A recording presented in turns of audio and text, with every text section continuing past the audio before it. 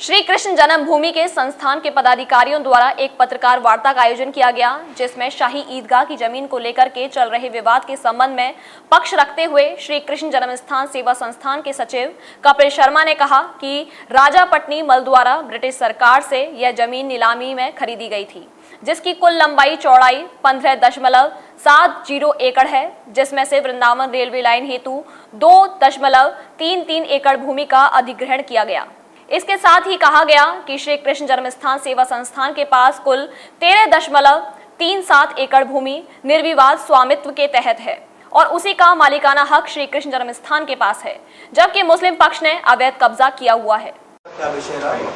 देखिए, आज सनातन धर्मावलंबियों को जागरूक करना था। श्री कृष्ण जन्मभूमि पवित्र परिसर की भूमि के स्वामित्व के विषय में बात करनी थी, लोगों को जागरूक करना था और सत्यता से अवगत कराना था। क्या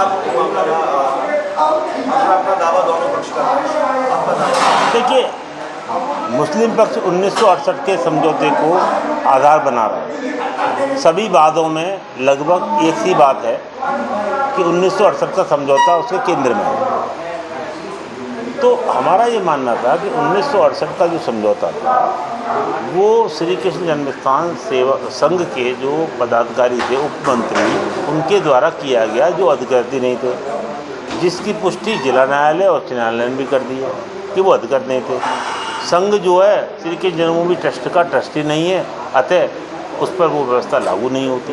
वो इसको करने का के ऑथराइज ही नहीं थे, उसके करने के अधिकृत ही नहीं थे। तो उस समझौता पत्र को लेकर मुस्लिम पक्ष ने नगर पालिका में प्रार्थना पत्र दिया, वो भी खारिज हो गया कि भाई समझौता वैध नहीं है। नगर पालिका कमिश्नरेट में के बाद कमिश्नरेट गए, रेवेन्यू विभाग में गए, राजस्व विभाग में कि साहब जी हमारे नाम जमीन कर दी जाए, वहाँ भी नहीं माना गया। तो ये तो एक विवाद खड़ा करने वाली बात है कि जो समझौता अस्तित्व में नहीं है, जो न्यायालय के द्वारा ही उसका खंडन हो गया है, उस समझौते की चर्चा करके आम जनमानस में भ्रम उत्पन्न करने से अधिक और कुछ है नहीं। उस संगठन लड्डू गोपाल जी अभिषेक की मांग रहे, परमिशन मांग रहे हैं। देखिए, सब अपने अपने तरीके से मांग करने में स्वतंत्र हैं। मुझे लगता है कि गंभीरता से इस लड़ाई को लड़ना है, शांति और धैर्य का परिचय देना है। छोटी छोटी सी घटनाओं से, इस तरह की चीज़ों से जो मुख्य आंदोलन है प्रभावित होता है। हमें लगता है कि हमको धैर्य के साथ न्यायालय के समक्ष अपने पक्ष को रखना चाहिए। हम तो अपने सभी मुस्लिम भाइयों से यही प्रार्थना करेंगे, विनम्र प्रार्थना, कि आइए हम बैठ के इस विवाद का समाधान करें। विवाद किसी भी पक्ष के हित में नहीं है, चाहे न्यायालय में हो या सड़क पर हो। शायद का सील करने की, सीसीटीवी लगाने की और सर्वे की मांग लगातार 2 दिन की है। कितना आपसे देखिए, मैंने क्या कहा, जो विषय न्यायालय में है उसमें मुझे बोलने को अधिकार नहीं है। जहाँ तक सीसीटीवी की बात है, शाही ईदगाह का संपूर्ण परिसर, कृष्ण जन्मस्थान का संपूर्ण परिसर अत्याधुनिक सीसीटीवी कैमरे से लैस ऑलरेडी लगे हुए हैं। स्वामित्व कितने स्वामित्व की बात कर रहे हैं कि जिस तरीके से 13.37 एकड़ जमीन है, तो आप मस्जिद 2.5 एकड़ ज़मीन है, वो मुस्लिम पक्ष को आगे आना चाहिए। पूर्व में हुई, देखिए, जाती रही भावना जैसी प्रूफ मूरत देखी तीन तैसी। ये तो निश्चित है कि आक्रांताओं, लुटेरों, मलेच्छ इस्लामिक जो आक्रांता थे, जो आए थे, जो लूटने के लिए आए थे, वो जिहादी मानसिकता थे। सिर्फ लूट उनका पर्पज़ होता, उनका उद्देश्य होता तो मंदिरों को नहीं तोड़ते। अपनी कुत्सित मनोवृत्ति और जिहादी मानसिकता के कारण उन्होंने हजारों हजार हिंदू मंदिरों को नष्ट किया। सनातनी महिलाओं और बच्चों की इज्जत से खिलवाड़ किया।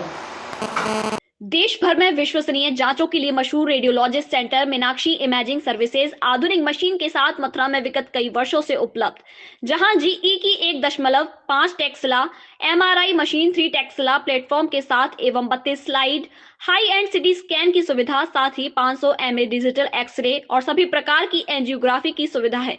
आधुनिक तकनीक के साथ अनुभवी विशेषज्ञ द्वारा विश्वस्तरीय जांच होती है। डॉक्टरों की पहली पसंद बन रहा मीनाक्षी इमेजिंग सर्विसेज में 24 घंटे इमरजेंसी सेवाएं भी उपलब्ध हैं।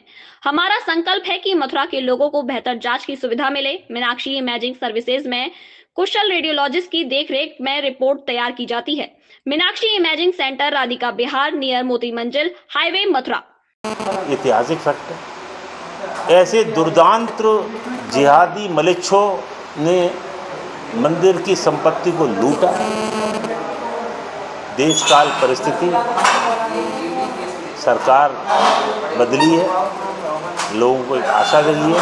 राम जन्मभूमि ने एक आंदोलन ने एक दिशा दी है। काशी में बाबा स्वयं प्रकट है गए, स्वयं प्रकट हो गए बाबा। मथुरा में भगवान ठाकुर केशव देव जी महाराज भव्य और दिव्य स्वर्ण मंडप में विराजमान होंगे। समय लग सकता है, होगा जरूर। कालचक्र घूमता है कि वर्षों बाद तमाम बाहर के लोगों ने मुकदमे में डाले, जन्मभूमि ने कोई प्रयास क्यों नहीं किया? नहीं, मैं आपको बताया कि उतने वर्ष तो भाग के लोगों ने क्यों नहीं डाले।